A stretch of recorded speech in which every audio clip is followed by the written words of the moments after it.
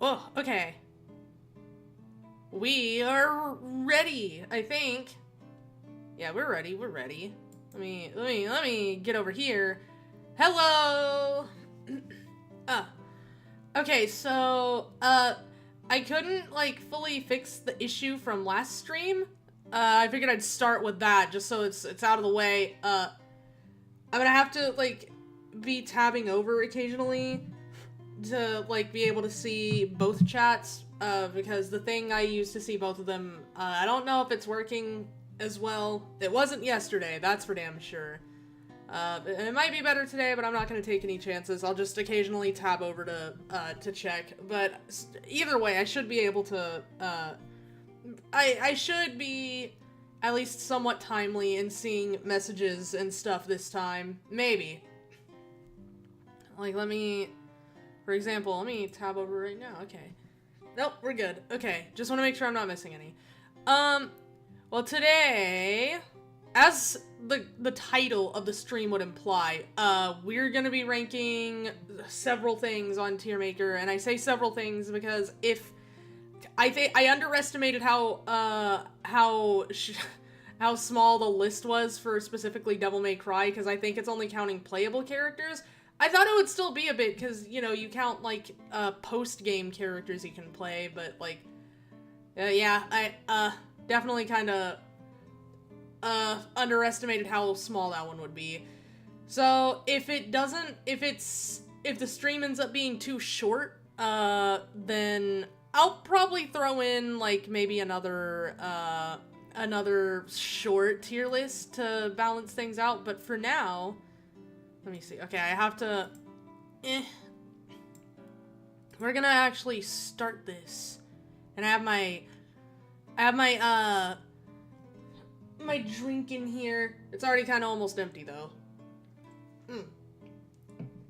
But it's good. That's the good shit. Alright. Okay, and then this one, and then, this one. Yeah, there we go. Okay. You have to do it like this, because otherwise it won't work.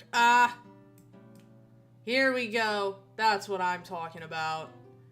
And my big-ass monitor makes it so I can't put it down here.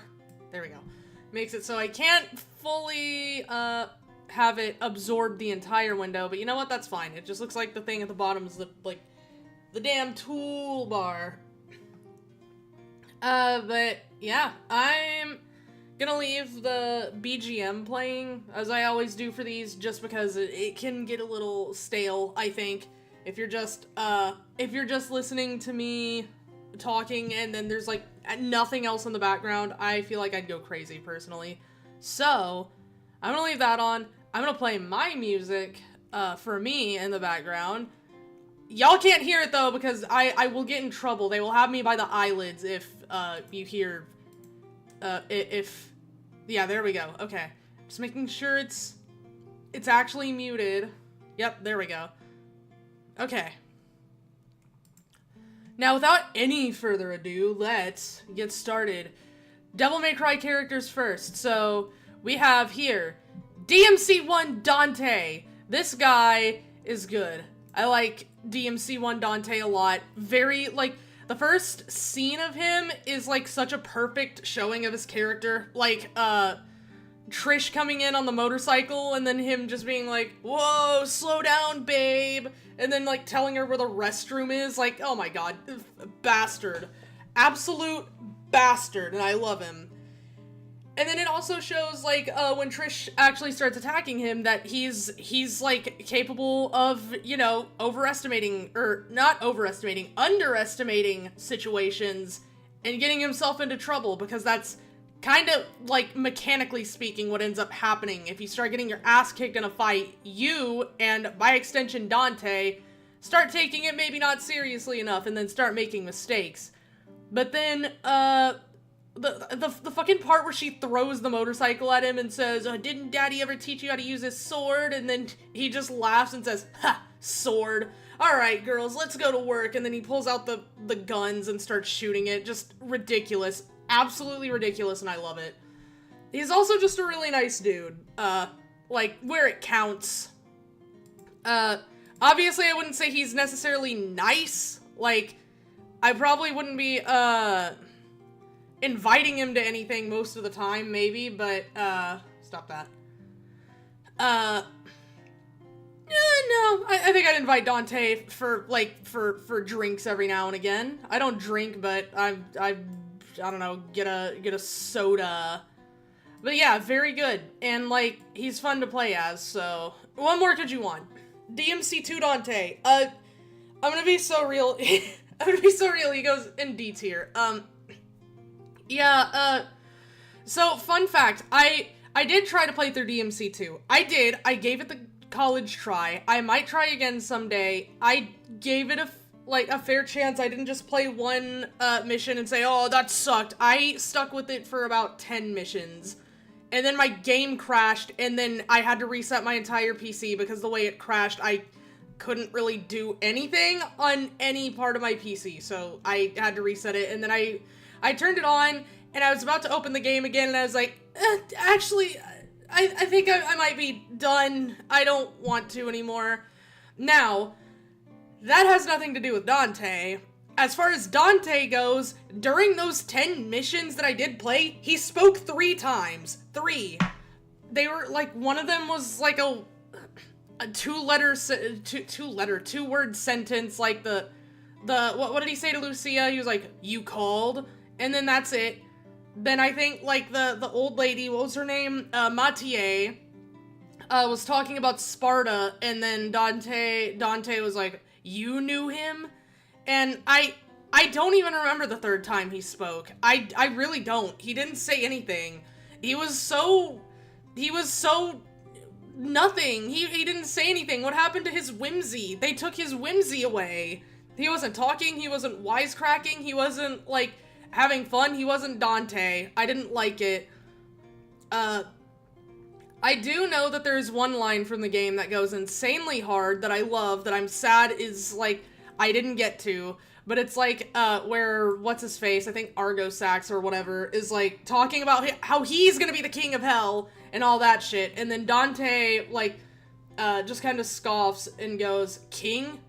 Yeah, here's your crown, and then, like, shoots him with, see, they're just called guns in, Devil May Cry 2. They're not even called Ebony and Ivory. Why did they do that? That's Ebony and Ivory. They've always been Ebony and Ivory.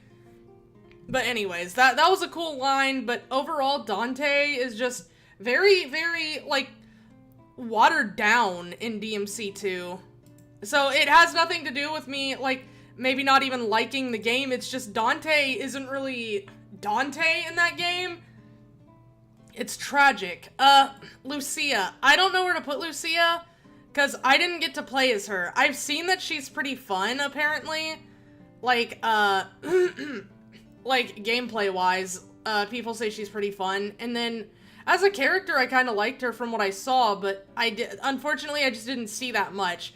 So I'll put her in B, because I've heard good things about her. I just can't confirm them for myself, because I didn't get that far in the game. So I'll put her in B. Trish! I love Trish. This is specifically DMC 1 Trish, or no, DMC 2 Trish. You play as Trish in DMC 2, not DMC 1. I don't know, I didn't get to play as Trish in DMC 1, but she, I think, has the same, like, relatively the same moveset as she does in 4. And it's also just Trish, so it's hard to mess up Trish. That's Trish. So I will put her in S tier, because I love Trish. She's very fun. Very cool, interesting character that she's like a weird demon clone of Dante's dead mom, which is kind of crazy. But she's also her own person. She's fun to play as for damn sure. But like in DMC 4, and I haven't gotten to play as her in DMC 2 yet because I didn't get that far. But she's very fun. Now, moving on, DMC 3 Dante is maybe the Dante to end all Dantes. Like, this guy is the shit. Okay, Trish, move, please, thank you. No, you know what, you're right. You're so right, Trish, thank you. You saved me from myself. DMC 3 Dante, so fucking good. Like, character-wise, oh my god, just watch the opening scene, bro. That shit has me, like, that shit has me laughing like a little kid every time. Every time. It's just so cool to watch.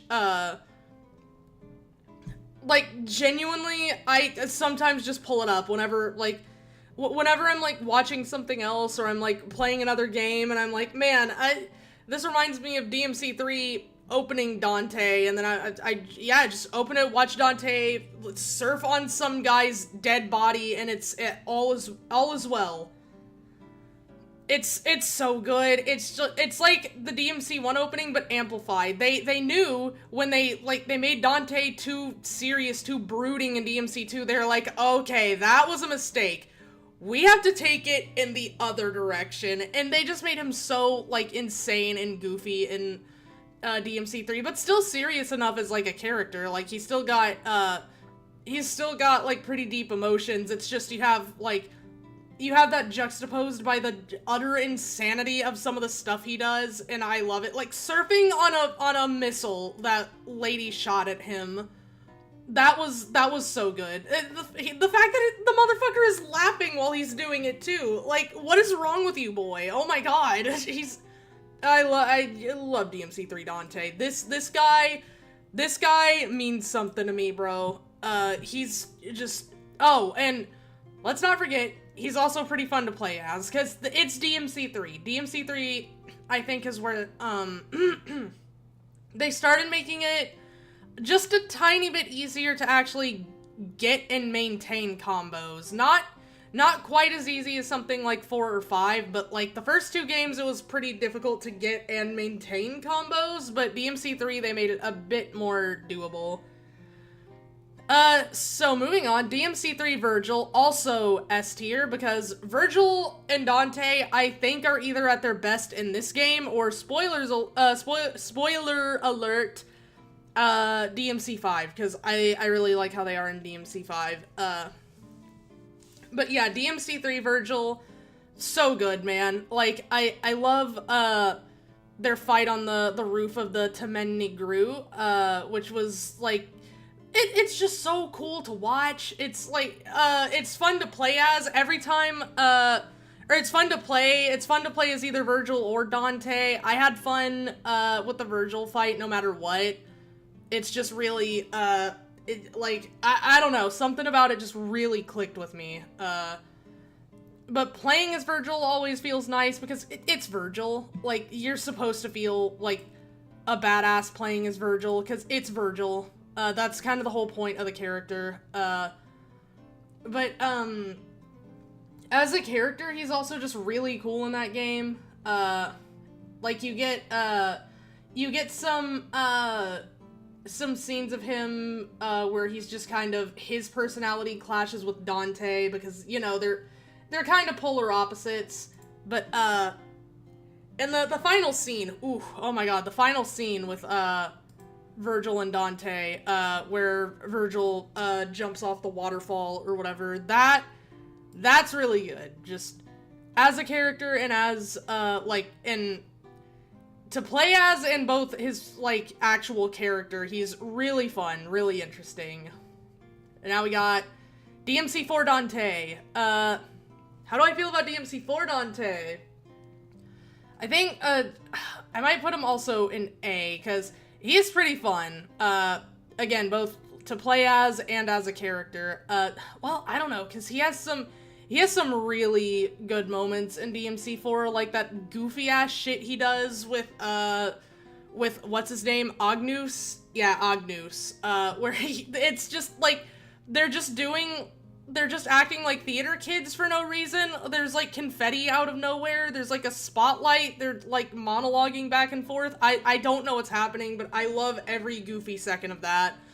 Also, like, I forgot to mention DMC 3 Dante playing with the weapons, the devil arms. He plays with his new toys once he gets them, and it's always fun to watch, but DMC 4 has some really good scenes of that, like the infamous one of Dante, doing the innuendos once he gets Lucifer. I think that's what the weapon's called. Yeah, Lucifer. just absolutely insane shit. I love it. He's fun to play as. He's like, it's really fun just seeing him do things and cutscenes too. Like, it's just so fun. Like, that's the best way I can describe it.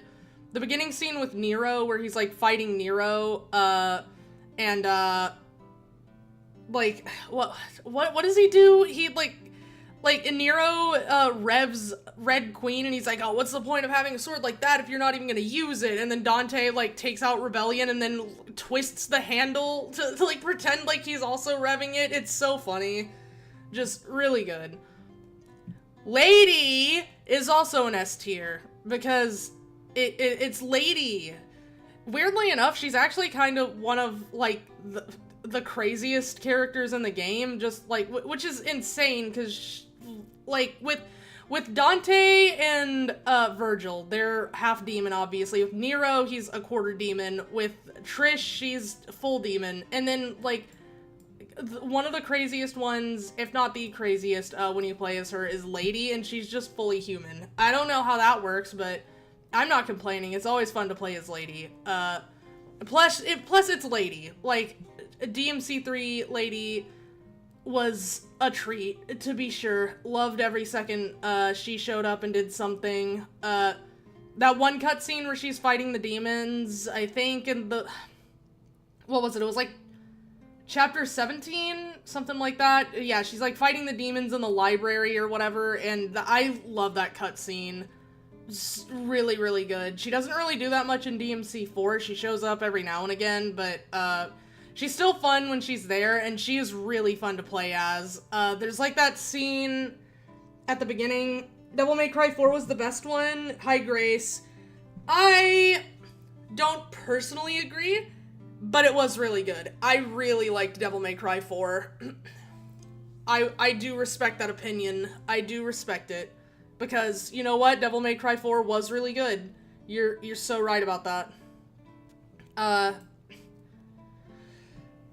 But, I like the scene at the beginning of, like, Lady and Trish, where it's just them, going out to, like, do their part of the, like, what was it called? It was like it's like different campaigns, I think. I don't know if it is actually campaigns, but whatever. It's the one where you play as Lady and Trish. That's the only cutscene you have, but it's still a pretty good one.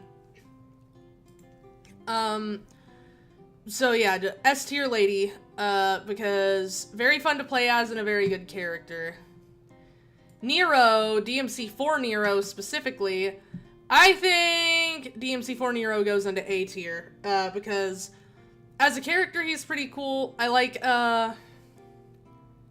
his design. I do prefer it in DMC5 just because it makes him stand out a little bit more from Virgil and Dante, because DMC4 Nero looks a little too similar, in my opinion. DMC5 Nero really helps him stand out, and, like, I appreciate that. But outside of that, I do like the design. He is very fun to play as. Johnny Young Bosch does an amazing job with his voice. And he's a pretty interesting character. It's really nice to see, it was really cool to see, like, I don't know how, Dante would act if he did have surviving family, which he does, and it's Nero, and then also Virgil, but he didn't know that. So it was kind of cool, and I liked Dante and Nero's interactions, but, yeah, and again, very fun to play as. The Devil Bringer was a really fun and cool mechanic that I liked. I still enjoy that a lot to this day, and Nero's Devil Trigger is really cool, so no more notes, very good. DMC4 Trish, also S tier, because it's still Trish. It's really fun doing her and Lady's, campaign, where you just play through all the levels as, Lady and Trish. It's fun. Like, I've already kind of said everything I can about Trish, because, like I said, I didn't get to play as her in DMC2, because I didn't finish DMC2. But she has, like, from what I've seen, and from what I've heard, pretty similar playstyle. It's just DMC4 is obviously a bit more refined. I had a lot of fun playing as DMC4 Trish, and obviously as a character I really like Trish also, because, I mean, it's Trish. It's pretty interesting though, like, she's, out of all of our main playable characters, besides maybe Lucia, Trish is the only full demon, and I think that's kind of crazy. I mean, she is a demon, I think, by technicality. She's like a clone of Dante's dead mother, but she's a demon, I think. But yeah, the lightning stuff, always pretty cool. I do love me some lightning. And, yeah.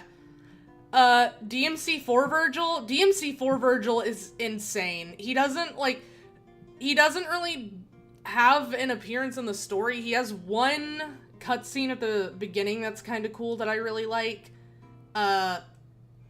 And it's pretty cool. That's also a prequel that happened, I think, even before the events of DMC 3, maybe?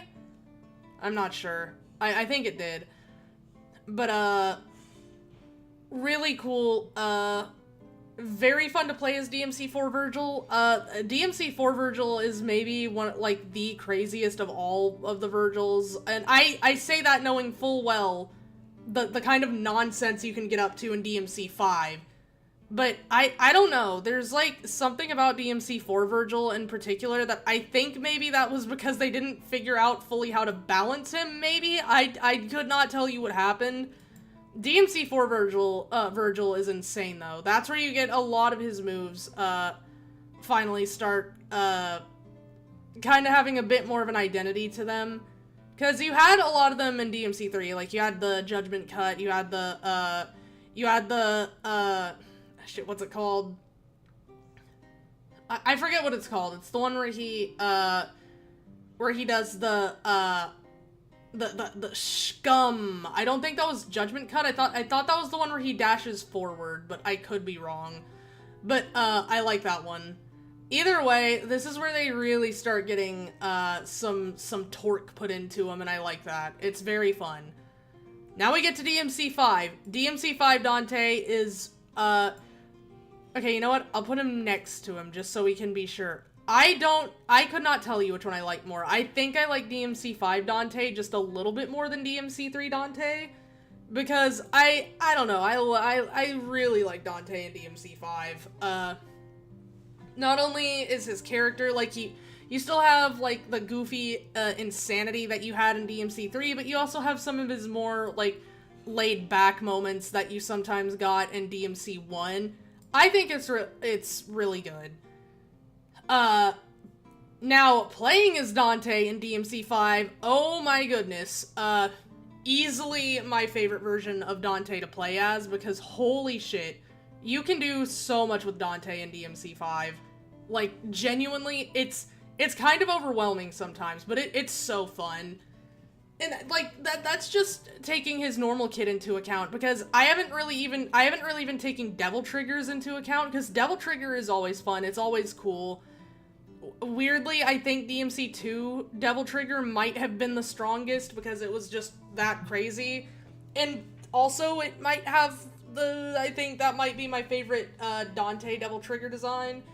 But, normal Devil Trigger, as far as normal Devil Trigger goes, I like, either DMC5 Dante's or DMC2 Dante's Devil Trigger the most, as far as Dante goes. But DMC5 Dante's Devil Trigger is really fun. I love the design. I've always loved that, like, his coat is wings. Like, it looks like he still has his coat on, or what, like, I think it's a coat. Yeah, it's a jacket or a coat. It looks like he still has it on, or, like, it became part of him when he like, does Devil Trigger. But if you, pay attention, it's actually just his wings that are folded in a way that look like a jacket. That's so goddamn cool. That's so cool. Like, how do you come up with that? That's genuinely insane. Now, we also have to take into account, since this is 5, Sin Devil Trigger, which is really, really crazy. You have, like, you have like normal Sin Devil Trigger, but if you get quadruple S, then you can just transform into it while skipping the animation, which is like, which goes so well with a lot of combos that you can pull off that it's some good shit. It's some good shit. Like, you had previous iterations of Sin Devil Trigger, like DMC 2, you had that, like, I think it was called Majin Devil Trigger or something that you could get if you went into Devil Trigger while you were almost dead. And that one's pretty insane. Then there's like the version of it you get in DMC 1 at the very end where where you're fighting what's his name? Mundus. And but this is the first time you actually get to play as something close to like the Majin Devil Trigger or whatever happened with, I think it was still Sin Devil Trigger in DMC 1. This is the first time you get to play as that thing kind of consistently, because you don't have to be almost dead like in DMC 2 to activate it. You just need to use your DT gauge to fill the SDT gauge. But yeah, very fun. It's so fun to play as Dante. I still sometimes go in there just to lab some stuff for Dante, because I like that one thing you can do with Trickster and the Dr. Faust, I think. The hat? No, I don't think it's not the hat specifically. I forgot about that. It's where you, like, do aerial rave to throw the enemy into the air, then you jump cancel off of it, you air taunt to have Dante throw the rose, then you oh no, yeah, it is Trickster, because you have to use air trick or whatever to teleport back up to them, so you can just carry them up to the ceiling infinitely as long as you time it well. It's really, the timing is really precise, but it's so rewarding to pull off, to be able to do shit like that. But, moving on, because I'll be here forever if I just start talking about everything I love about DMC5's combat. DMC5 Nero is S tier. Like, I really like his design. I know a lot of people don't like his design in DMC5. I like that it makes him stand out from Dante and, Virgil just a bit more. And playing as him is so fun in DMC5, because they added, like, you have the Devil Bringer still, not at the beginning of the game, but if you play through the full game and then you play through it again, and then I guess also once you go into the Void, you have access to Devil Bringer again. But you have access to Devil Bringer and Devil Breakers, which is really nice because there's so many good Devil Breakers in the game.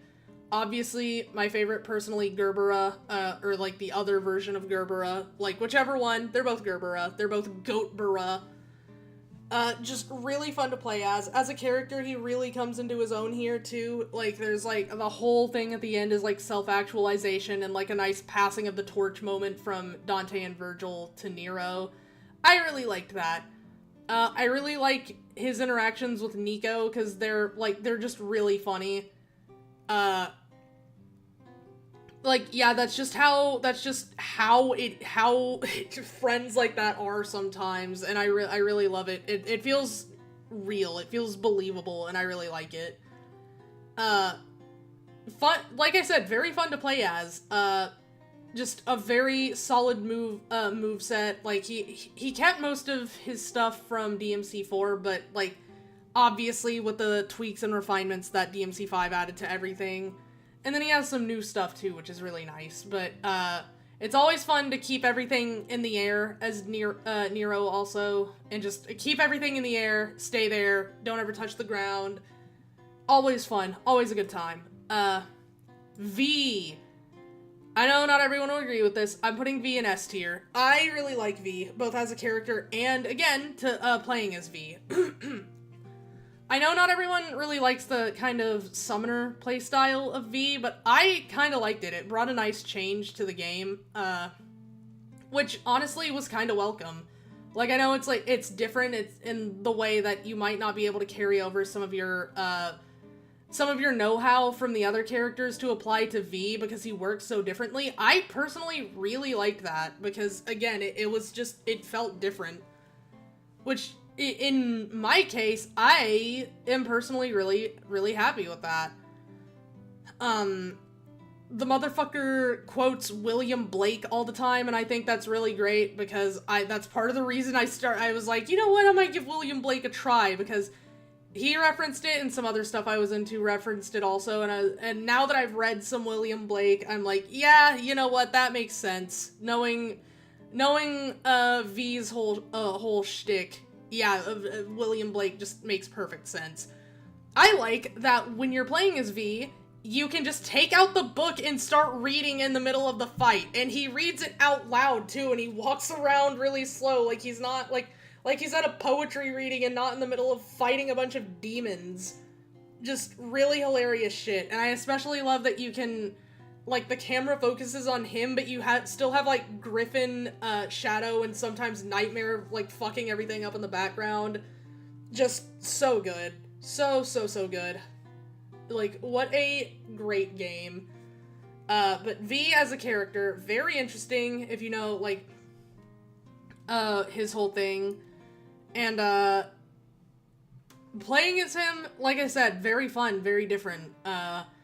It's definitely not gonna be for everyone, but I personally really liked it. And I like his taunts. He has some pretty good taunts.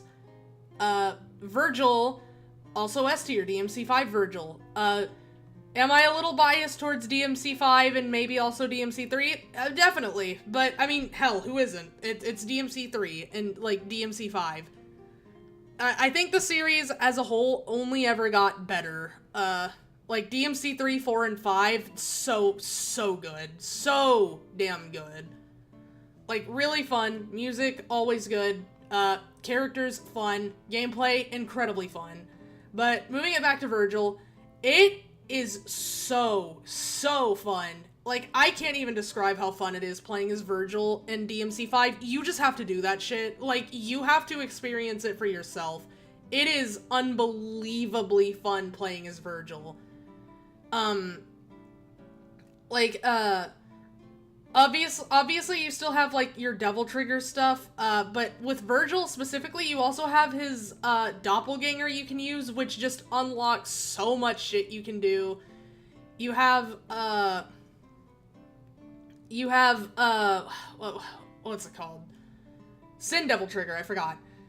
You have Sin Devil Trigger, which makes him, like, just completely unhinged, like, to play as. It's so fun playing as Virgil, but switching to SDT Virgil is, like, it's like if you were playing, Dark Souls, and one of your moves just let you turn into goddamn Promised Consort Radahn from Elden Ring. That shit is insane. It is so fun to play as. I know I keep saying that, but that's just how it is. It's really fun. And as a character, I really like Virgil in DMC5 because, like, that's when he kind of, like, starts to, accept his humanity a bit, which is really cool. And his final fight with Dante is really fun. It's, unlike DMC3, you can actually fight Dante as Virgil, because in DMC3, when you, played as Virgil, you still had to fight Virgil, but in DMC5, anytime you fight Virgil as Dante, you now fight Dante as Virgil. That's so cool. I love that. I think one of the things about Virgil is he's actually so crazy and strong that the game automatically, when you play as him, it automatically sets itself to a higher difficulty, because if you play it on the same difficulty you played the original, like, you played, as Dante, Nero, and V, Virgil just, like, obliterates, pretty much everything. Like, I think I normally play on the default difficulty, whatever that ends up being. I think it's, like, for DMC5, it was, like, Devil Hunter or something, because it's for people who are, that's specifically one for if you have experience with Devil May Cry games already. But, when you finish that mode and you play as Virgil, I think it automatically puts it on, like, Sons of Sparta or something. And that makes sense because, like, genuinely, Virgil is just the game on easy mode. It's really, really fun. I still, I still think I might need to lab some stuff out a bit more as Virgil. I always feel like I'm missing something. Not in the sense that, when I'm playing as him, it feels like something's lacking. It feels like I'm not reaching my true potential. Like, there's something about playing as Virgil that's, that you could say motivates me. I always, try to lab with Virgil specifically because I'm like, all right, am I using trick down correctly? Am I using, what's it called? The one where it's like round trip, but with Mirage Edge, because round trip is a Dante move, but it's Virgil's, I think it's called, I don't remember what it's called. It's the one with Mirage Edge. Am I using that correctly? Am I using Judgment Cut correctly? Like, I always feel like maybe I'm not motivated enough, so, I always lab with Virgil specifically, trying to get stuff better, but, yeah, very fun. Okay, so Dante, I actually can't really rank Dante and, DMC Virgil. I haven't played the DMC reboot. I've heard almost exclusively bad things about the story, and I've heard that the gameplay is fine. Like, I've heard some people say they like the gameplay, but I've heard some divided things about it, because like I said, I've heard some people say it's bad, but I've heard some people say that it's actually one of the few good things about it, because, hold on. Dante. Have yet to play. Okay. But yeah, Dante and Virgil can go in have yet to play. I still call him Dante because why did they make him just look like Nero? Why did they do that? We already know what a young Dante would look like. I know they were trying to reboot the series, but like, I feel like Dante's design was one of the few things you should not change ever. Like, that was already kind of perfect. Of all the things you could have changed, I don't think Dante's design should have been one of them, because it already just fits him so well for the kind of character he is, for the kind of game this is. I don't know. I don't like Dante's design that much. I don't like it that much as a Dante. In a vacuum, his design actually looks kind of cool. It's just knowing that this is supposed to be Dante, I don't fully fuck with it, but it's okay. So that's it. That's our, oh yeah, let me move. There we go. The Virgils next to each other. That's the DMC playable character tier list. It doesn't count non-playable characters, otherwise Nico would be here and at the top of S tier where she belongs because I love Nico. But, that is gonna do it for DMC. So we have one more that we are going to do today, and this was added last minute, kind of. Not last minute today, but last minute, like, originally I was gonna rank DMC characters, and I think it was either Undertale Deltarune stuff or Genshin stuff, I don't remember. But then I saw this going around, and I was like, oh shit, I actually need to do that. I am required by law, by divine bonds to do this. So we're ranking Yuri. I will say they're missing some pretty important titles, at least important to me. Like, for example, I don't know if they added it, but the last time I was here, I didn't see Black Knight. I really like Black Knight. That's like one of my favorite, if not my favorite Yuri ever. They also don't have Run Away With Me Girl, which is insane because it's Run Away With Me Girl. That's like, that is Run Away With Me Girl. There's some other ones missing, but those were the two big ones for me. They have a lot of the bigger ones though, the bigger names like Bloomin' to You, they have Citrus, hell, they even have Netsuzo Trap, which I know, you know what, we'll get there when we get there, but I'm ready for Yuri. So, let's start ranking Yuri. Donuts under a crescent moon is peak Yuri. Actually, I'll put it in amazing Yuri, because I haven't read it in a while. It's pretty good. I like it. When I was reading it, it was, man, how do I'm trying to remember. I'm trying to put myself back in that headspace. I really liked it. It was kind of a nice change of pace, because it was, the characters are a bit different than what you typically see in Yuri sometimes. So that's kind of nice. What have I dropped into? Hi, Charlie the Sandman. We just finished ranking Devil May Cry playable characters. We're now ranking Yuri, because I've been seeing this go around Twitter. And then, I was also talking about how they're missing, like, two of my favorite Yuri. They don't have Black Knight, and they don't have Run Away With Me Girl. And those aren't niche either. Those are kind of big ones. But yeah, welcome to the stream. Welcome to ranking Yuri. This might go a little faster because I haven't seen a lot of these personally, but yeah, Donuts Under a Crescent Moon was really good. Again, the characters aren't typical of what you see sometimes in a lot of, Yuri, by which I mean they took it out of the high school setting, which I have no problem with high school setting. It's just, it feels like every Yuri is in a high school setting. Twitter, the place to be. Yeah, definitely one of the places to be ever. Yeah, Twitter's been especially crazy the last few days because, like, Animanga Twitter has been, like, burning, literally sinking like the Titanic.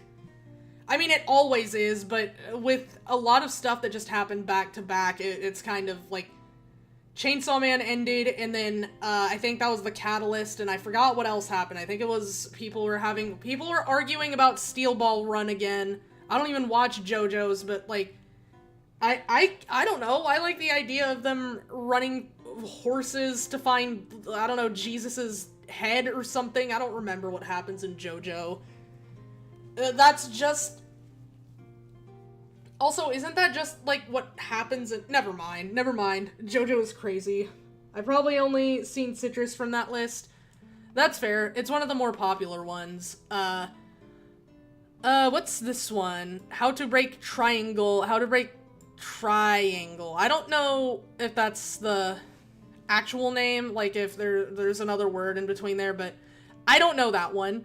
I don't know this one. I don't know this one. I don't know this one. I don't know this one. I don't know this one. Or this one. Man, I need to read more Yuri. I was complaining about them missing some, and I haven't even read a lot of these. Citrus! Okay, so... I know a lot of people may not agree. I personally like Citrus because I know it's controversial. I know why it's controversial. I personally don't have much of a problem with it because the way it's set up, that specific issue is really not ever... It's kind of not introduced until last minute. Like, it's just kind of dumped on you. And for those of you who don't know, the big controversy with Citrus is that these two are stepsisters. However, they don't become stepsisters until, like, halfway through the first few chapters. Like, it's just kind of dropped on them. They do not know each other before then. It's like, both of their parents just kind of do their own fucking thing, pretty much, and then they're like, oh, by the way, we're getting married and you two are stepsisters now, and they're like, oh, shit, okay. So, I can understand. It was good. I enjoyed it personally. Yes, thank you. Based Citrus enjoyer. Incredibly based. I understand why people might be a little uncomfortable with it, and to each their own, but for me personally, I don't have an issue with it just because it's like, I mean, it's what do you want? It's, it was just kind of introduced last minute, and also, like, I'm gonna be real, even if it is something like this, I'm not above admitting that sometimes I like a good trashy Yuri. I like when it's maybe not, because, I mean, I'm reading this for fun. I'm reading this for entertainment, not to, like, not to affirm my own morals. I know when to draw a line and be like, maybe I shouldn't be consuming something like this, but I know when it's also okay to just be like, I kind of like the stepsister Yuri. It's fun. It's a fun read. Like, genuinely, I recommend it if you have some time. It's fun. I mean, TCOAAL is way worse. Which one was that? Hold on. Hold on, let me, hold on, my brain. TCOAAL? Give me a second. I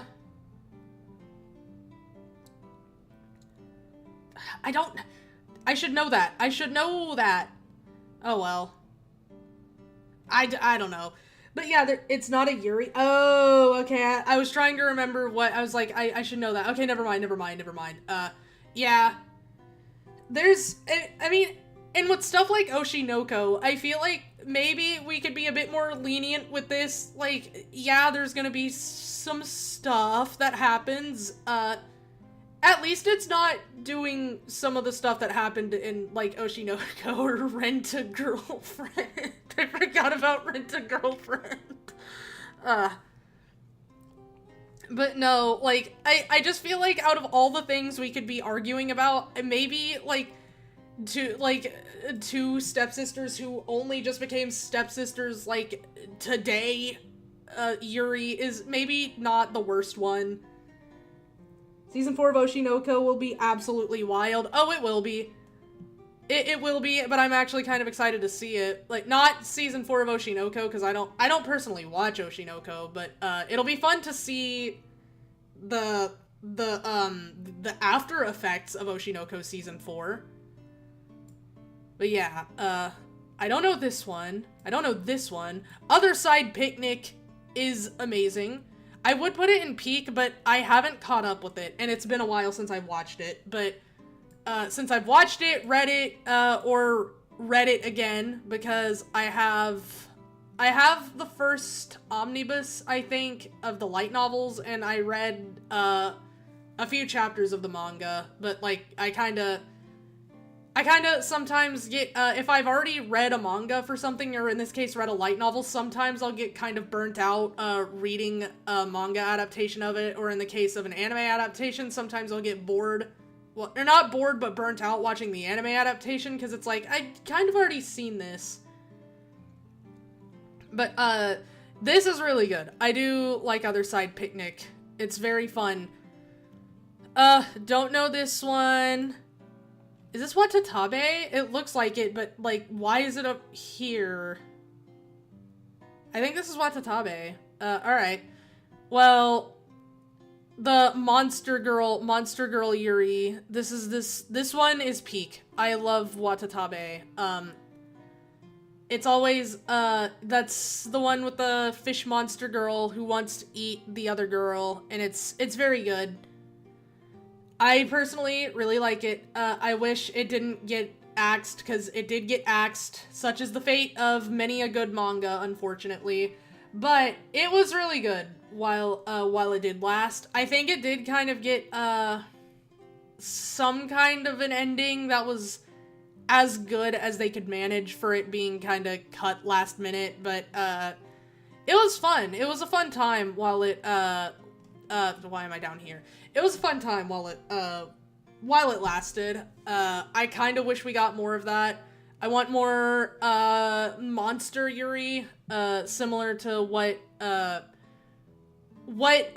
Hikaru, Summer Hikaru died is to Yaoi. This is to Yuri, and I wish we had more. I want more monster Yuri. That's actually this. This might, wait, is this the, this is the, which one is this? I thought this was the manga, the manga cover. Who are you? I don't know you.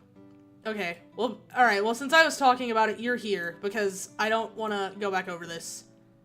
Who is this? Hold on. Is that, no, it's not Liz and the Bluebird. That's, because this is a manga cover, so... What, who are you? What? Oh, well. I don't know you. I feel like I should, but I don't know you. But anyways, I want more of this. I want more, Monster Yuri. That would be very good. I don't know what this is. I'm in love with the villainess. Should I put it in peak? I might put it in peak. I like I'm in love with the villainess a lot. The only reason I'm debating putting it in amazing is because I think maybe recently I've kind of, it's been a while since I've read it, so I might be a little, so I might have become a little lukewarm on it rather than liking it as much as I used to. But it's pretty good. Unlike, I will say there is some hypocrisy because a lot of, like, I'm in love with the villainess is, like, treated as one of the big names of Yuri, and it is, for good reason. But, there's, like, actual incest in this one, like, between two legitimately biological, siblings, like a brother and sister. And then the same people will say, man, why are you reading Citrus? And it's like, okay, there's a clear double standard happening here, but, like, come on, man. You can't just pretend it's not there. But it's, overall, the story is really good. The world building is really cool. The story actually takes a fucking wild turn at the end, like, once you figure out what's actually happening. And, I guess spoiler alert, because I do kind of want to bring it up, because it's just genuinely insane. Y'all know Portal, right? That's maybe not the best way to start it. So in Portal, something that happened was that, the CEO of the company, Aperture Science, died, and they were like, he was like, okay, when I die, put my body in the robot thing, and then I'll run the facility like that, and if it's not finished by the time I'm dead, put Carolyn in it instead, and Carolyn is his assistant. So that's what they did. They put her in the robot, and she runs the facility. That kind of happens in I'm in love with the villainess, sort of. And when I say robot, I mean robot, because this is a fantasy series. However, it's revealed at the end that it's a simulation, sort of, that's being run by an AI created by the two main characters in a previous life when the world was like kind of sci-fi-esque, and now it's just rerunning the same loops or something. Genuinely crazy, revelation, by the way. It's still a good story, it's just, I genuinely, like, was kind of confused. I was taken aback, kind of, when that first happened. I was like, what are we doing? What's happening? It's kind of cool, though. It was a cool reveal. Really good story. I think the first two, light novels are definitely the best of the series. I think it does, at least for me, kind of start to, lose a little bit of, its punch toward the middle and then at the end. Not that much, it's just, I think something about the first two volumes, personally, was really good, at least for me. But yeah, still pretty good. A wild story, indeed a wild story. But the romance in this one is pretty good, too. I actually really like it. How Do We Relationship? I haven't read How Do We Relationship. I don't know this one. I don't know this one. I don't know this one. I don't know this one. Okay, so Seagull Villa. I have yet to read this one. I know of it. I haven't read it, though. I've been meaning to read it, I just haven't, but this author has done something else on this list we will be getting to kind of shortly, and I'll bring it up when we get there. Unless I forget, then I probably won't bring it up. I don't know this one. I don't know this one. I don't know this one. I don't know this one. 5 seconds until the witch falls in love. Amazing, Yuri.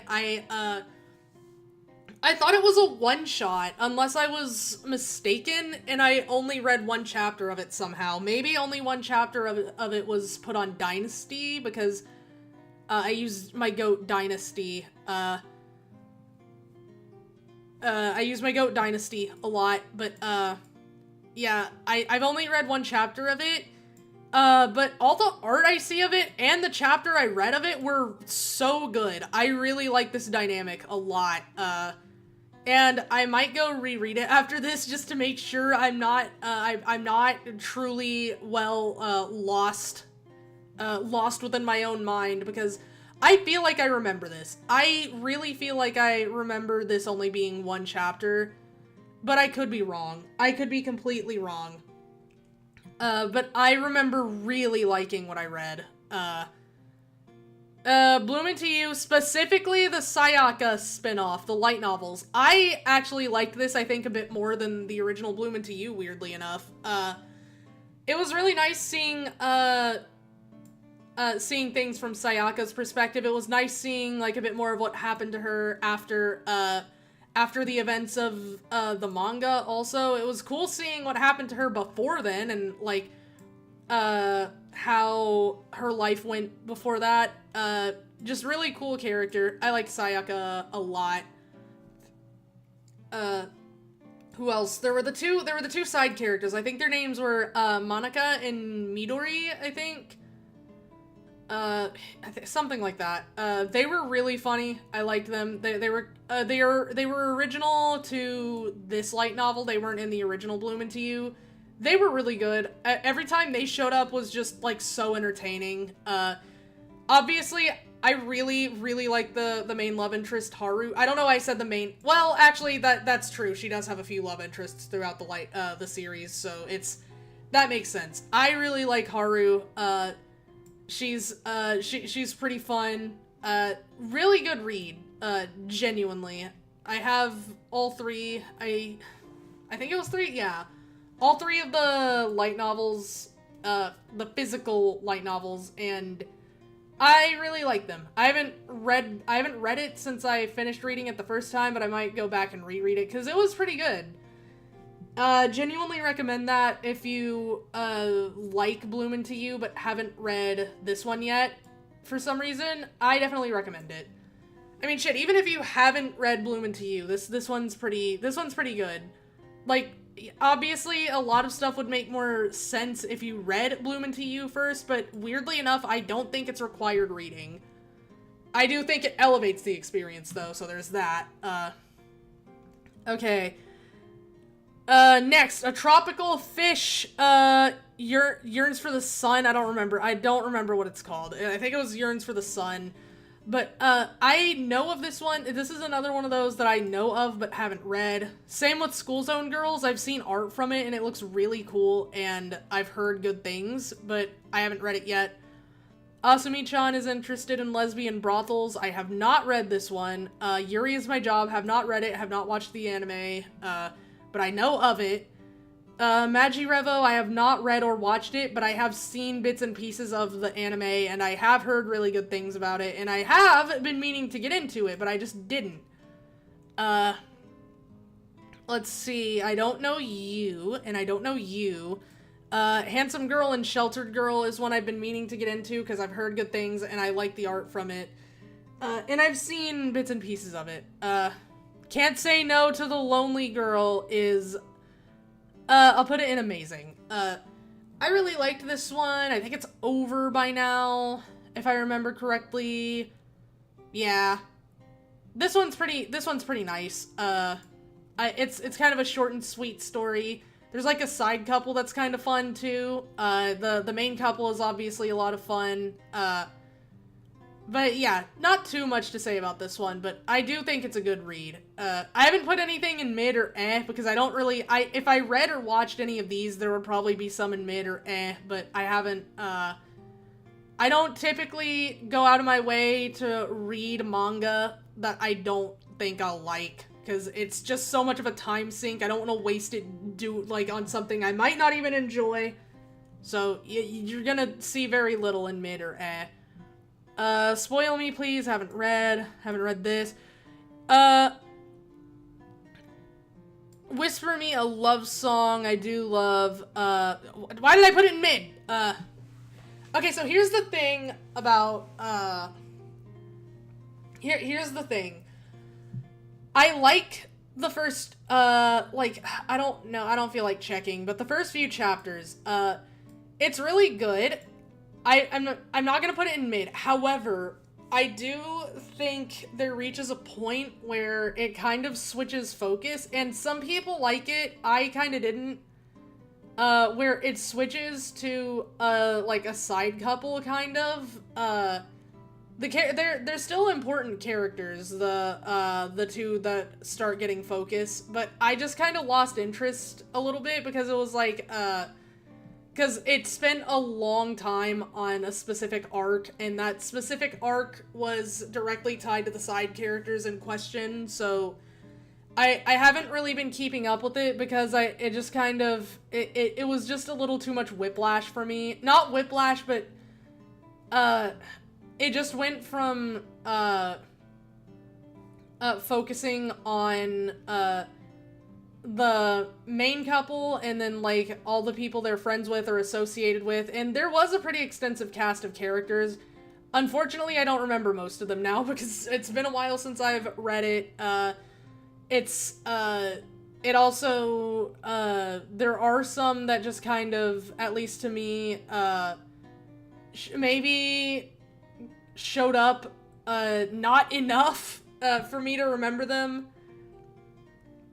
It's a good manga. I still recommend it. I think the anime adaptation was done, like, dirty, unfortunately, because I remember it was also in development hell, which is sad, but oh well.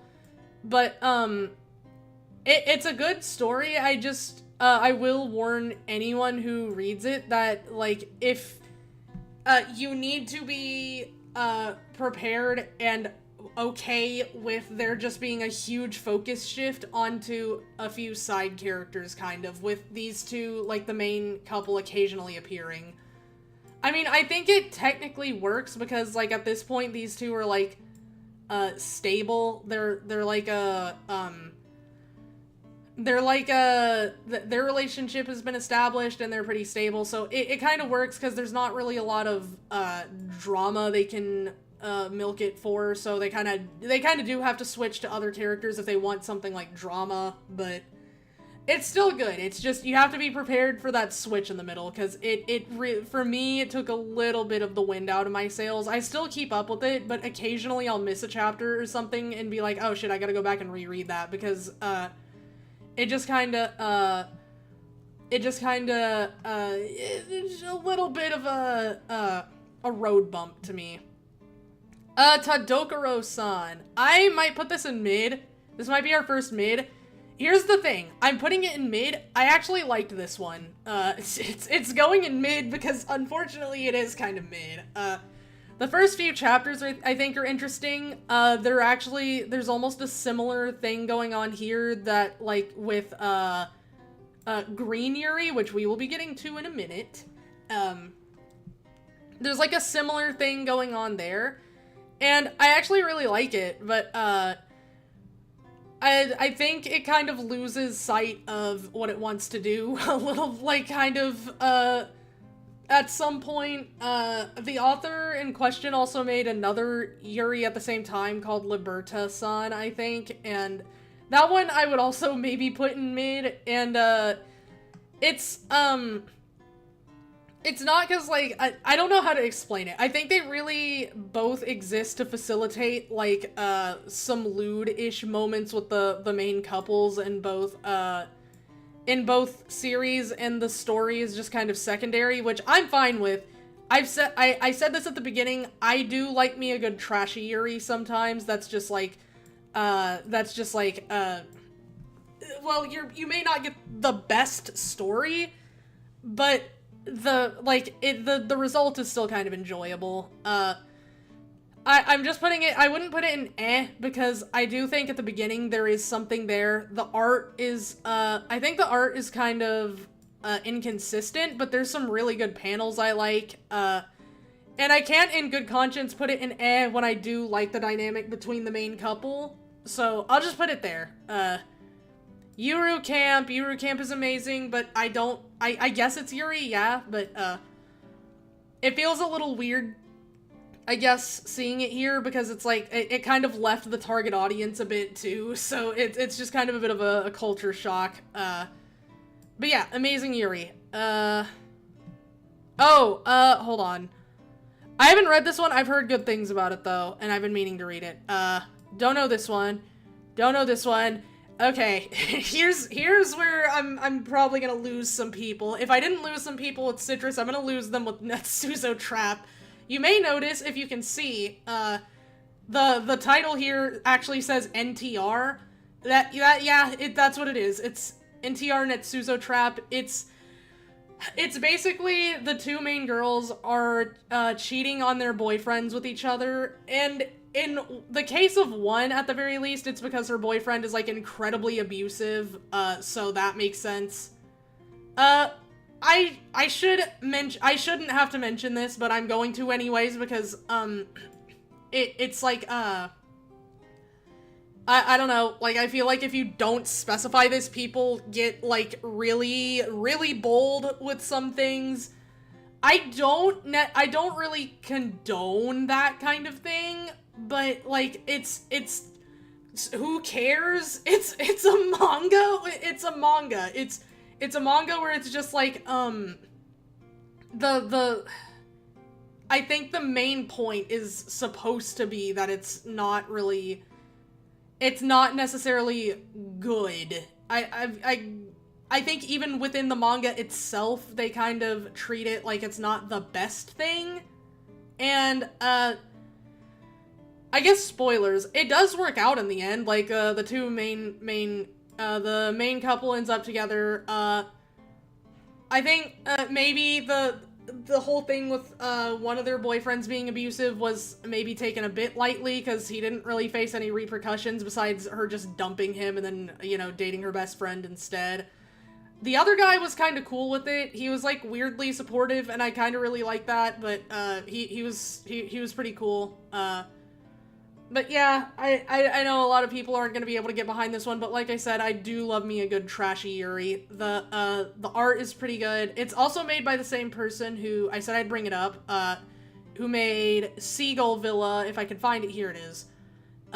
This one is not NTR, by the way. That's not NTR, by the way. Like, I shouldn't have to specify that, but I'm going to anyways, just in case. This one's a really fun read. It also got one season of an anime, and, the opening goes insanely hard for no reason, and I really like it. Of course, it suffers from the Yuri curse and doesn't get any more than a single season, but, like, in this case, I can at least kind of understand that. I think it's a fun read. Or a fun watch also. You will get some people maybe getting mad at you because it's, like, again, it's NTR, but I don't know, man. It's just, like, oh no. Like I said, I do like a good trashy Yuri sometimes. I don't know you. I don't know you. I've heard of Witch's Love, but I don't know it that well. Witch's Marriage, don't know that well. Futari Escape. I know Futari Escape. I just haven't watched, I haven't read it. Next, Green Yuri. Peak Yuri. There's like this weird thing happening, where people are calling it overrated now because, like, it's popular, I guess, which is crazy because, like, the second, a Yuri gets popular enough to actually be kind of mainstream, suddenly it's overrated. I think there's a different problem here, but, you know, I don't think it's overrated at all. Like, I think it's really good. I do wish other Yuri could be also more popular, but, I mean, I don't think it's overrated. I think it's just that everything else is severely underrated, honestly.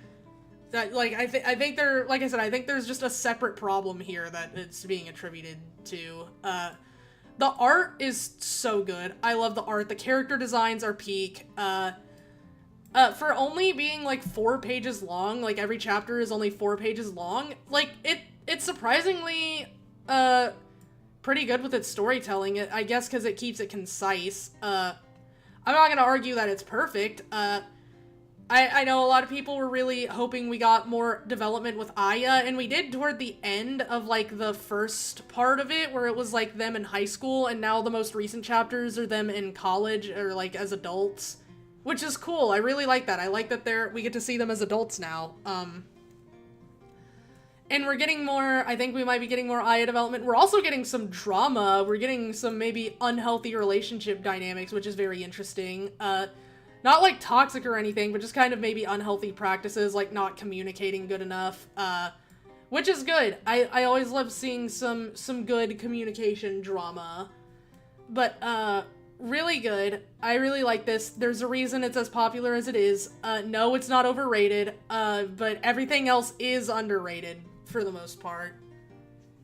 So there are some people who would put this in mid just because, again, it got really popular, and I understand being frustrated that other Yuri aren't more popular, but, like, you don't have to take it out on Green Yuri. It's not bad. I don't even think it's mid. I think it's good. It's just, like, unfortunately, other good things kind of get ignored. So I do think a lot of people kind of get mad and just knee-jerk reaction say, oh, well, Green Yuri's mid slop, and it's like, I don't think that it is actually, but I appreciate the passion, I suppose.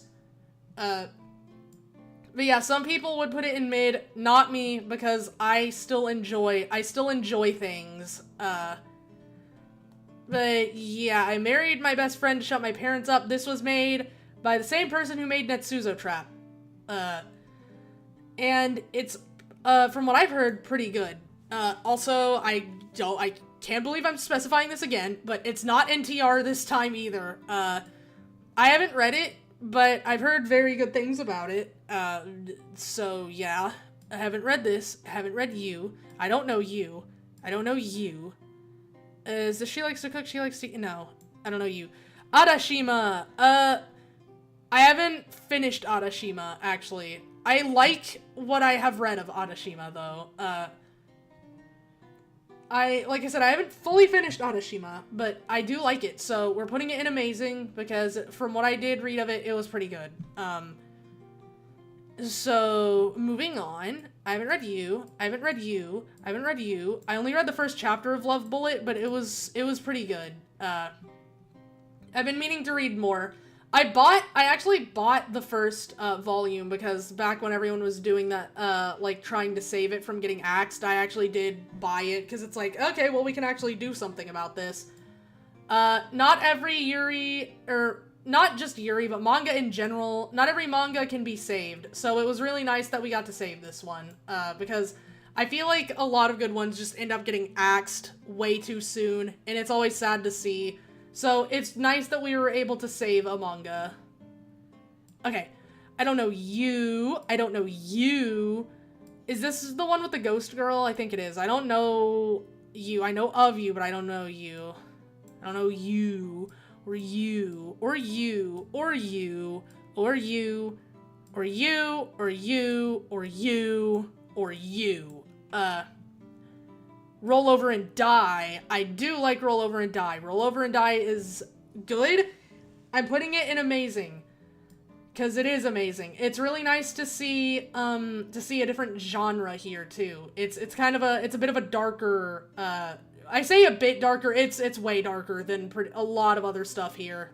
It's very interesting, very fun to read. The main couple's always really nice. I like them a lot. I haven't fully caught up with it. I think the light novel, I finished volume 1, and then I don't think I ever continued, but it's very good, and I do recommend it, especially if you want something a bit darker, something a bit grittier. This is what you would go to. The romance in it is still pretty good, too. I don't know you. Or you. Licorice Recoil is peak. I'm putting it at the top of peak. I love Licorice Recoil. I know it's controversial to put Licorice Recoil at the top of the Yuri tier list when it's not even, like, explicitly Yuri. It's not as, like, cut and dry as anything else here, but it's Yuri in the same way that Yuru Camp is Yuri, where it's just, like, it's kind of just, I don't know how to explain it. It's more implicit than anything. And, also, it does have, like, an anthology, an official anthology, where it's a bunch of mangaka that make a few chapters of a little one-shot for Licorice Recoil, and a lot of it is Yuri. So, I don't know. Kind of not Schrodinger's Yuri. Either way, it's really good. Even if you don't want to consider it fully explicitly Yuri, because there's not, like, any really there's not the relationship between Chisato and Takina could be implied, like, it could be interpreted as completely platonic if you want to. Here's the thing. Even if it is, their relationship gets so much focus and so much development, and it ends up so goddamn good that I don't care. And, like, even if you view it as platonic, it's still so good. It's still so well developed.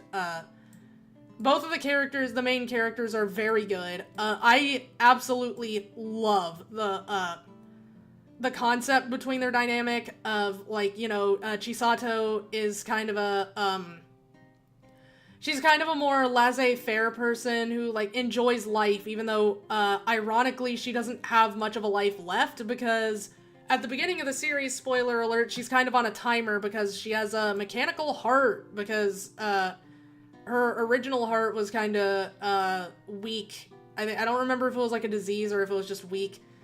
But she also has, like, her almost precognition reflexes, which are really cool, so it's kind of a trade-off. But, that doesn't come from the heart, by the way. That's just something she has. But yeah, it's, and then despite that, Takina, who is, just kind of fully, she's just kind of fully, like, accepted the whole soldier role. She's fine just taking orders at the beginning of the series, and then when, they kind of dump her into Cafe Lico Reco, because she became a problem child, so to speak, she started learning how to enjoy life because of Chisato. I love that. I always love that kind of story. And the anime was so good. I say the anime like it's not, it's an anime original. And kind of like Green Yuri, it became kind of mainstream. The animation is really good. It's a good story.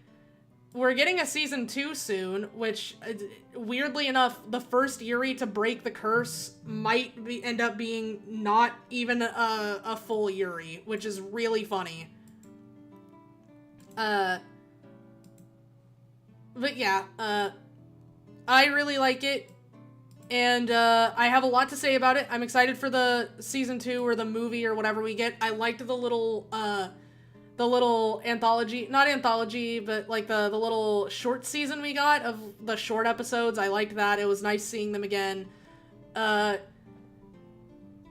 Anzai and Shion Wakayama do a really good job with the voices. Just everything about Licorice Recoil is amazing, and I'm excited for more of it. So yeah, it's peak Yuri to me. Moving on. I don't know you. Sakura Trick, I have not seen Sakura Trick in years, and I haven't read the manga.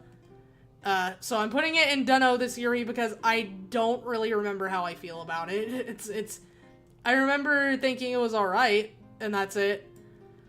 I don't know you, I don't know you, I don't know you, I don't know you, I don't know you or you. I know you, but I haven't read you. Executioner and Her Way of Life, also amazing. I'm gonna go ahead and get through the last of these. Don't know you, don't know you, don't know you, don't know you, don't know you, don't know you. Wandering Witch Journey of Elena is, I guess, technically Yuri in the same way that Licorice Recoil and Yudu Camp are, but I guess Amazing Yuri, yeah. I'm down to put it there. It also kind of left its target audience. Don't know you, don't know you, don't know you. Man, I need to read more. Don't know you, or you. Don't know you, not you, not you, or you, or you, or you. Bloom Into You, Yagakimi. I'm also putting it in peak. Once upon a time, this was Green Yuri. This was the big Yuri for a few years. And then it kind of, like, after it was over, we didn't really have anything, and then we didn't have any big ones, and then Green Yuri came along. Here, I'll put it next to, regarding Sayaka. This is really good even today. I really like it. I definitely recommend it. There's some, I guess, beginner Yuri that you could just recommend to anyone trying to get into them. That would be one of them. Green Yuri would be one of them. And then I think, Kase-san was one once upon a time. I don't know if I'd consider it one, but it's still pretty alright. Oh, wait, Kase-san isn't here, is it? Did I miss Kase-san? How do they not have Kase-san? What the hell? Okay, they are missing some big ones. What's happening? Did I just miss it? There's no way they don't have it here. Huh. No. Okay, yeah, they just straight up don't have it. That's insane. Alright, well, whatever. Bloom Into You, very good. I like the story. I like the characters. I like that they made a spin-off light novel thing for Sayaka because she was pretty cool. Pretty good. The art was good. The story was good. I think Nakatani Neo is working on a new romance manga now. I don't think it's Yuri, but it's a romance manga, which is good because she's actually pretty good at writing them, at least in my opinion. So I definitely recommend it. It's a very good story. The romance is nice, and yada yada. The anime was nice, but unfortunately, we only got one season because we will never get a second season of anything unless it's not explicitly Yuri, like Yudu Camp or Licorice Recoil. Okay. Moving on. Don't know you. Oh, we're about to have such a underwhelming ending to this tier list because I don't know a lot of these, and the one I do know... Oh, wait, they do have Kase-san. Okay. Okay, so here we go. We have, yes, we have not Watakoi. This is Watakoi. This is not Watanare. That's that. You know what? Just this one. We're calling it this one. I don't actually have that much of an opinion on this one. I don't know where to put it because I didn't finish reading the manga, and I didn't finish watching what was released of the anime. So, as a result, I don't know how I feel about this one. Also, fun fact, same mangaka as Watakoi, which is nice. I'm just gonna have to put this one in don't know. No, that's not right, though. I do know this one. I just don't feel very strongly about it because I haven't finished it. It's good for what's there. I'll just put it in mid for now. It's okay.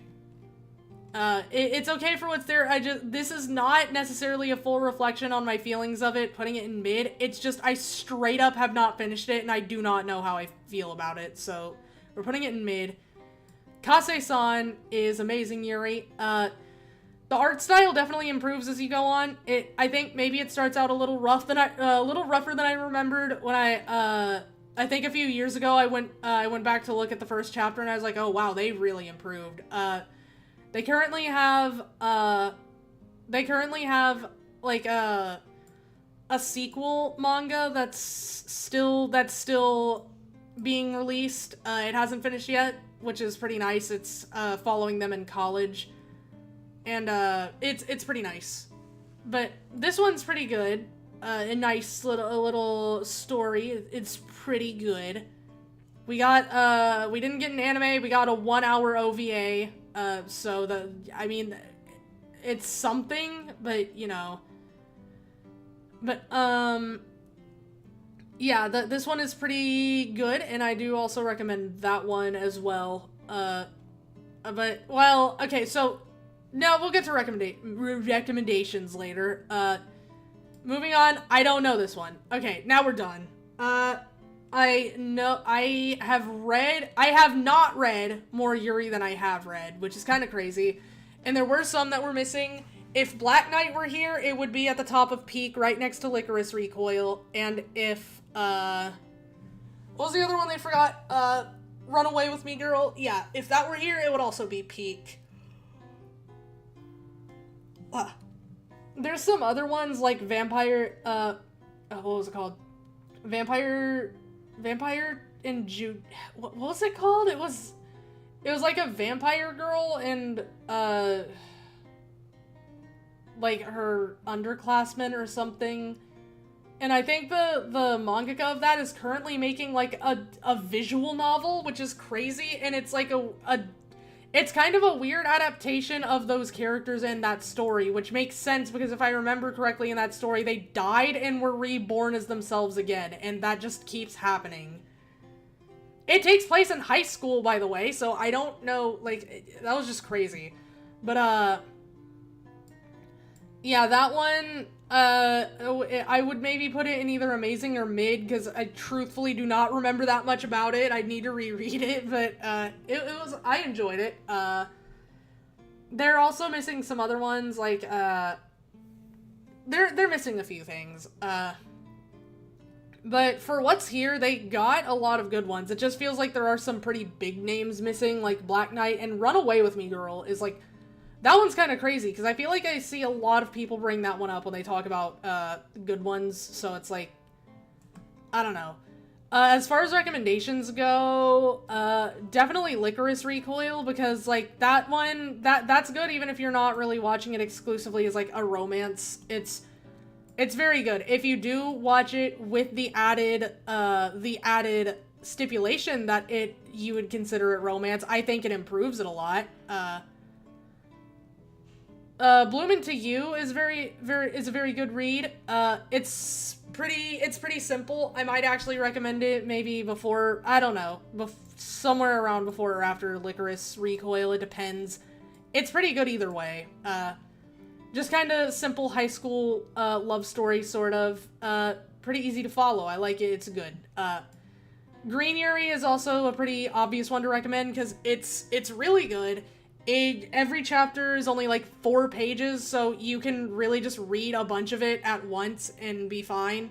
The art style's really cool. It's also already kind of mainstream, so I feel like this is the one, like, besides something like Licorice Recoil or like, I don't know, Yuri Camp or something, this is the one people would know the most if they looked at this list. And let's see, I guess on like in the same vein as Licorice Recoil, I could recommend Laid Back Camp, but it depends. It depends on how you feel about like a lot of slice of life. I don't know, can I recommend any of these? Not personally, maybe, because I haven't read them, so I can't personally attest to them, but I can say that I've heard very good things about some of these, so I could recommend them on that merit, but I can't, fully recommend it personally, just because I have no personal feelings on a lot of these yet. But I could technically recommend them based on the recommendation of others, sort of. Like, okay, well, I've heard a lot of good things about, for example, Handsome Girl and Sheltered Girl, but I haven't personally experienced it for myself. But anyways, that is gonna do it for this tier list and for also the stream, because we've done everything we said we were going to do. So that, I'm gonna go ahead and move over here.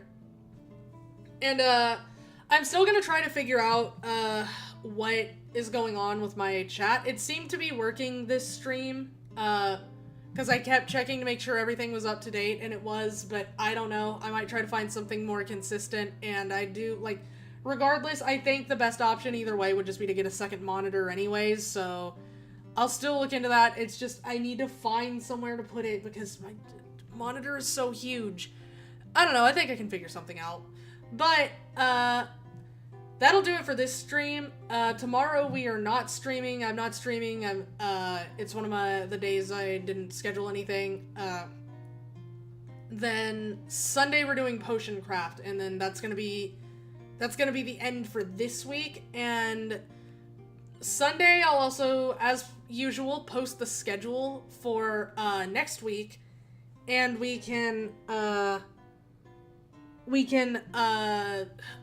figure out then, like, what we're actually gonna end up streaming. Oh, hi, welcome to the stream, Leon! We just finished, unfortunately, but I forgot to start posting my my finished tier lists on Twitter. I was gonna start posting them just so I can have them there, I guess. I've only posted, I think, the DMC orb tier list and one other thing, but I don't remember. But like I said, I'll figure out what we're streaming next week, because I'm gonna wait for the poll to finish to see if we're doing Devil May Cry or Metal Gear Solid. And I do have the tiebreaker for if they end up tying, which they might. But yeah, either Metal Gear Solid next week or Devil May Cry next week. Devil May Cry, I can say that I have played it before. I have played 1, part of 2, 3, 4, and 5 before. I might try to play 2 again. I might give it another try. I'm down for that. Metal Gear Solid, on the other hand, I have never played Metal Gear Solid. I have never played it. I've heard good things about it. I don't know why, but I've been really itching to get into it the last few weeks or so. And I know that the Master Collection Volume 2 is dropping in August. Good time to start? Yes, it is. It is a great time to start.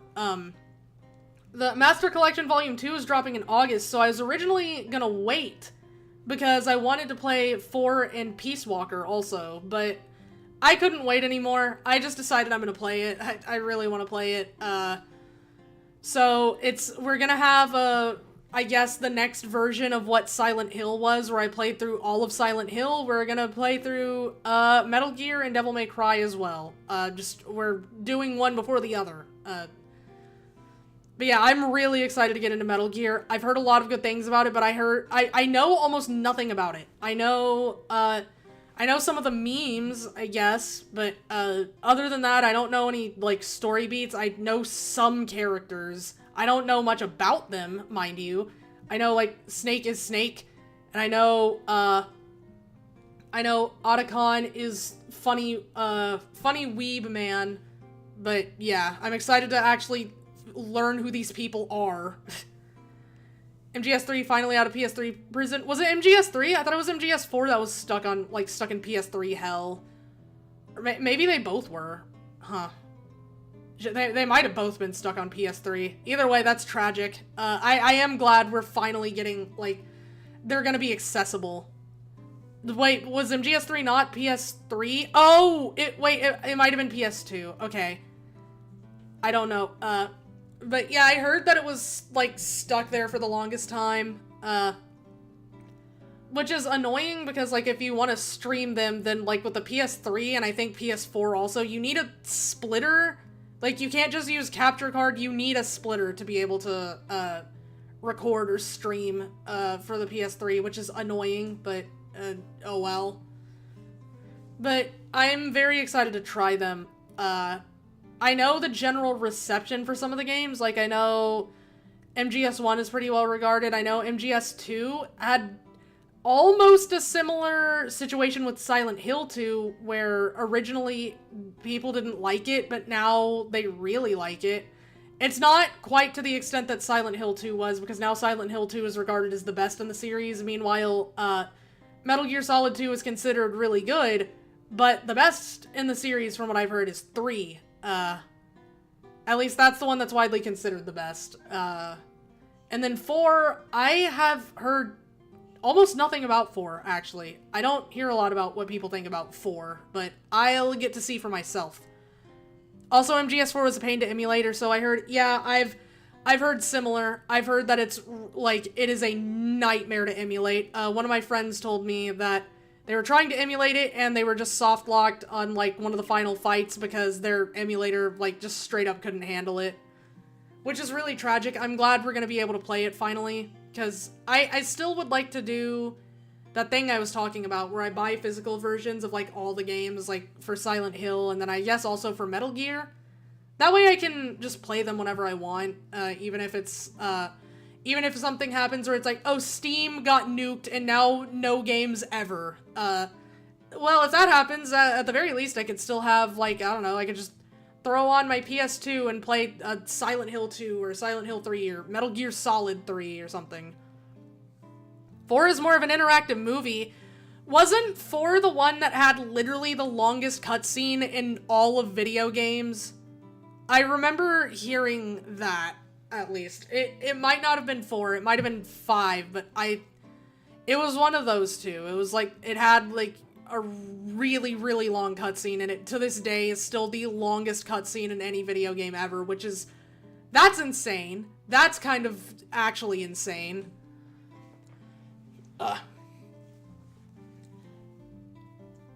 Well, in terms of how I feel about 4, I will know once I play it. Pretty much, 5 is way more gameplay focused. Okay. Yeah, and I know there's like 2 parts of 5. There's Ground Zeroes, and then there's, Phantom Pain. And I do plan on playing both of them. I'm gonna play all the mainline ones, so I don't know if I'm gonna play the original, like, Metal Gear, and then Metal Gear 2 Solid Snake. I might play those on stream at some point, but from what I've heard, they're not necessarily required to play the first game. It's just they sometimes mention events that, happened in the first game, the first 2 games, but then they're retconned anyways or something, so I don't know, maybe I'll play them. I mean, I have them, so shit, I might as well, but I don't know if I'm gonna play them before Metal Gear Solid 1, because I genuinely don't think I can wait anymore to play, like, the full series, but yeah. But I haven't, I don't actually know that much about Metal Gear Solid gameplay. I know that it's, like, stealth-focused, but, and then, like, I don't know, there's, like, gunfights and stuff, obviously, because that's just PS1 games, but I haven't seen that much of it. So this is gonna be a new experience for me. And luckily with like the older games, I'm at least familiar with older controls, because I did enjoy playing the first Silent Hill games. So I am personally not like I understand why people don't like tank controls, and I do respect that, because sometimes they are annoying, but I'm personally able to adapt to older controls, because, I don't know, it's just a challenge. Metal Gear 1 and 2 lore is like a couple lines of dialogue okay, so so might not need to, then. I'll play it at some point, but I don't know if I'm gonna stream it, since I really, really just want to get into, like, the actual main series. But I won't be playing some of the spin-offs, like the VR, I think it was called VR training or something. It was something like that, the VR missions or whatever. Probably won't be doing those. Well, maybe. I might do the spin-offs at some point, but, we'll see. And I'm not doing Metal Gear Rising. I'm sorry. I'm so sorry, we will not be doing Metal Gear Rising. At least not during this, like, whole event thing where it's just me playing through the main games. I might play it at some point, but I'm not gonna play it as part of this, this series, so to speak. But, I did see something, I think I quote retweeted it or something, where it was like, apparently, like, there were people that were talking about, how someone, I think it was Mint or whatever, was talking about the game and was just, and said something like, oh, why should we care? And then it kind of started a whole debate about VTubers, and how they engage with stuff, and I know it's not, like, this isn't, like, conducive to, like, necessarily having wide appeal, but it's something that I'm a little adamant about, is that I do like to try to engage with things on a deeper level. Y'all, like, if y'all watch me play Silent Hill, y'all know that. I really appreciate games with, kind of deeper storytelling, and this isn't me trying to say, oh, well, I'm just better than everyone. No, I understand why it's done that way. It's, usually when streamers play games like that, and especially, like, specifically VTubers, just because of how the marketing usually is, how like the demographic you're aiming at, you end up kind of maybe alienating people, I guess, if you're just being really intellectual about analyzing games. Like, not to the point where you're gonna end up with nobody watching you, but it's just Rising is the last game in canon anyway. Okay, then I can get away with not streaming it immediately, so let's go. That's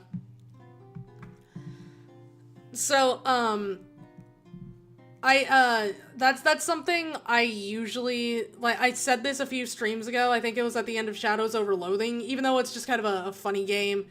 I do at least try to do that, where when I finish a game, I give my thoughts on it. And I try to go beyond just saying, oh, well, it was fun and I liked it. I do try to give some examples. I don't always succeed because I end up rambling myself into a corner and then forgetting what I was talking about. But, I guess I thought I'd bring it up since it was kind of topical right now. Like, it's not necessarily like I felt obligated to. It just felt like, okay, well, I might as well bring it up since that's kind of something that people have been talking about on Twitter. Like, oh, well, you have people not really engaging with the story or the characters in the game because it's just like, well, we need to keep it light. We need to keep it entertaining. I think you can be entertaining and engage with things, but I don't know. That might just be the theater kid in me. I don't know. I just personally think, I like to enjoy art, so even if it maybe makes for a less, widely appealing, stream or whatever, even if it ends up maybe, like, I end up maybe not as, again, widely appealing as someone else, I don't really mind that. I kind of like being, there's some things that I think are important to me enough that I don't feel like I would be able to compromise on them too much, and being able to actually analyze art is one of them. And that's just because along with being a theater kid, I'm also an art kid, so I like analyzing art, I like analyzing media, I like engaging with it on a deeper level.